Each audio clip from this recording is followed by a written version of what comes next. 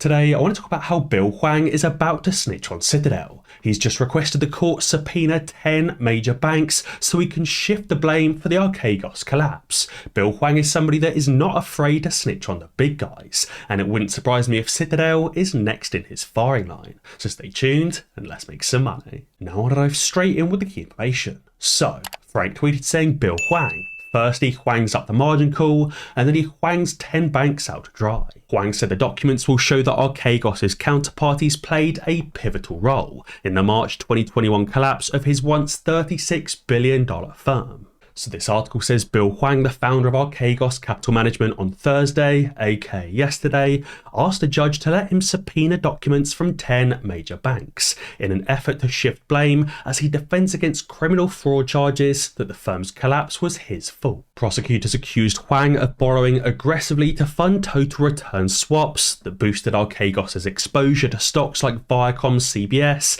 and Discovery, and also GameStop and AMC to more than $160 billion. And most importantly, concealing the risks by borrowing from several banks, which would effectively allow him to take a position multiple times the size of a company's float without any individual lender being any the wiser. They've accused Bill Hwang of hiding this information from the banks and taking illegal swap positions. But I guess what Bill Hwang is saying is that actually, guys, all of these banks knew I held positions with each other. They just didn't care and committed the crimes anyway. He's saying it wasn't me that was hiding, that I was synthetically long or short more than a company's float. It was these individual banks conspiring between themselves to hide that fact. And other banks that Hwang wants to subpoena, in addition to UBS, are Bank of Montreal, Deutsche Bank, Goldman Sachs, Jefferies, Macquarie, Mitsubishi, Mizuho, Morgan Stanley, and interestingly Nomura, which still has a large AMC short position. Now obviously so far Citadel isn't in this list, but it wouldn't surprise me if Citadel is next up on the firing line. I think it would be really interesting to see how this lawsuit plays out if the courts do allow Bill Hwang to subpoena all of these additional banks, and if Bill Hwang adds anyone else to that subpoena as well. And if he does subpoena those banks and obtain those documents, exactly what those documents might reveal. I guess Bill Hwang wants to subpoena these banks because he believes that he's innocent. He believes these total return swap positions were only illegal because these banks made it so. Maybe they even encouraged him to take out illegal swap positions, saying that it'd be alright and effectively that they'd all work together. And interestingly, Misha has also tweeted saying that Credit Suisse actually made some really dumb moves before their collapse. This is an extract from a Financial Times article that says Credit Suisse's shortcomings identified by 3 supervisors, and those included extending half of the bank's equity to a single counterparty. Now that alone is absolutely crazy. If Credit Suisse had $200 or $400 billion in equity before that massive deposit withdrawal spiral, can you imagine them lending $100 or $200 billion to one individual entity? I can only think of a few hedge funds large enough to borrow $100 or $200 billion. We know that Citadel does borrow this much, but we know that Citadel borrows the majority of their margin from Bank of America. But I wonder if Bank of America are taking on the exact same risks that Credit Suisse took on as well. These supervisors also identified there was no oversight at board level, despite the huge size of this client position and the associated risks. There was also a lack of experienced staff with sufficient stature, and those employees ignored repeated breaches of risk limits and acted in favour of their client instead of their own firm. And Credit Suisse even repaid $2.4 billion to Archegos just 2 weeks before it collapsed. So Credit Suisse was literally handing over additional margin to Archegos until the very bitter end. It wouldn't surprise me if Bank of America is still topping up Citadel with their additional margin and will continue to do so until the very last day. Also, you can currently get a guaranteed free share of Tesla, a cash reward, and 15 free shares, which you could always use to buy more shares of AMC, GameStop, or of Ape. All you have to do is sign up to Moomoo using the link in the description below and make the required qualifying temporary deposit. Moomoo is free, it just requires a temporary deposit, and it's a really great way to help support me and to help support the channel. But on top of that, Moomoo is also very easy to use. They've got tons of technical indicators and even have their own options trading platform. Now, while Bill Hwang isn't scared of Citadel or any of those big dogs, Jon Stewart has pointed out somebody that is in fact scared of Citadel, and that somebody is the SEC, FINRA, and even the entire government. Investor Turf tweeted saying Jon Stewart highlights the fear that the SEC, FINRA and the rest of the government have towards Citadel, while the Apes show no fear and continue to expose the company's fraudulent activities. Here's the thing that I like about the ape movement. They're not afraid of any of these guys. Like, everybody's afraid of Citadel. Everybody's afraid of Goldman Sachs. Everybody's afraid of the big banks.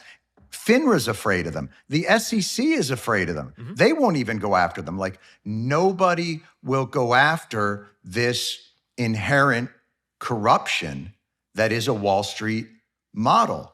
And I think the issue that I have is that whatever the Apes' intention was, or whatever the foolhardy nature of their investment strategy, is absolutely not the point. The point is they exposed a system that is supposedly the heart and soul of the American free market system.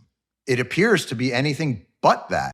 So you can see, as Jon Stewart pointed out, pretty much everyone is afraid of Citadel, afraid of Goldman Sachs, and afraid of all of the big banks. That's why the SEC and FINRA just issue small speed bump fines, not just to Citadel, but to Goldman Sachs and all of these major banks as well. But as I said, somebody that isn't afraid of Goldman Sachs, somebody that isn't afraid of these major banks, and somebody that isn't afraid of Citadel is indeed Bill Hwang. Obviously, Bill does not want to face prison time, and therefore I'm sure he's ready to snitch on anyone and everyone that he needs to. As I said, I'm just waiting until Citadel gets dragged into this lawsuit as well, and to see what manner of things end up being exposed. Because I'm sure if Bill Hwang is allowed to subpoena information from these major banks, he's going to produce tons and tons of documentation. And interestingly, somebody that is lending out their AMC shares is indeed Vanguard. Samuel Clemens tweeted saying Vanguard is 6 out of 6 so far for lending out 99% of their AMC shares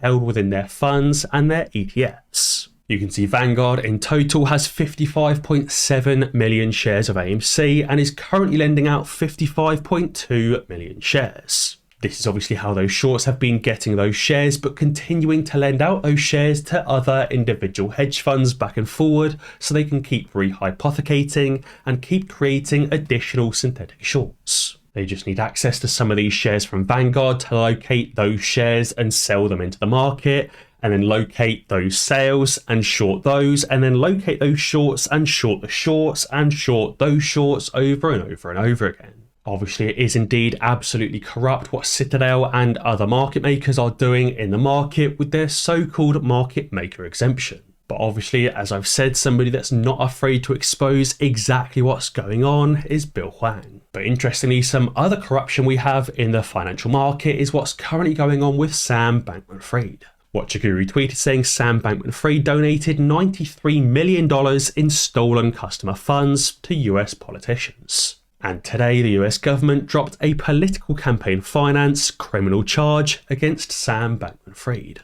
This letter says the government respectfully submits this letter to provide the court with an update regarding count 8 of the original indictment, which corresponds to count 12 of the S5 superseding indictment. And both of those charge the defendant with conspiracy to make unlawful campaign contributions. And accordingly, in keeping with its treaty obligation to the Bahamas, the government does not intend to proceed to trial on the campaign contributions count. And as Autism Capital tweeted, he said Sam Bankman-Fried of FTX having a federal campaign contribution charge dropped by the Department of Justice because it would incriminate too many of their preferred politicians going into the 2024 election is pretty insane. Because ultimately that is why the government is dropping this charge against Sam Bankman-Fried, because obviously so many of those donations were received by the preferred politicians. Obviously these politicians don't want to give up those campaign contributions, and they also don't want that information being informed or being displayed to the public. And they said Sam really was on the road to being too big to fail or too big to go to jail. So even though Citadel may indeed also be too big to fail, I don't think it will be long until Bill Hwang drags them into this lawsuit. Either all charges against Bill Hwang will end up being dropped as well, or it'll end up being seen through into the courts, and everything Citadel and these major banks do will end up being exposed. But guys, be sure to let me know what you think down in the comments below. And as always guys, be sure to ding that notification bell, because that way you'll be alerted when I upload a new video. Cheers.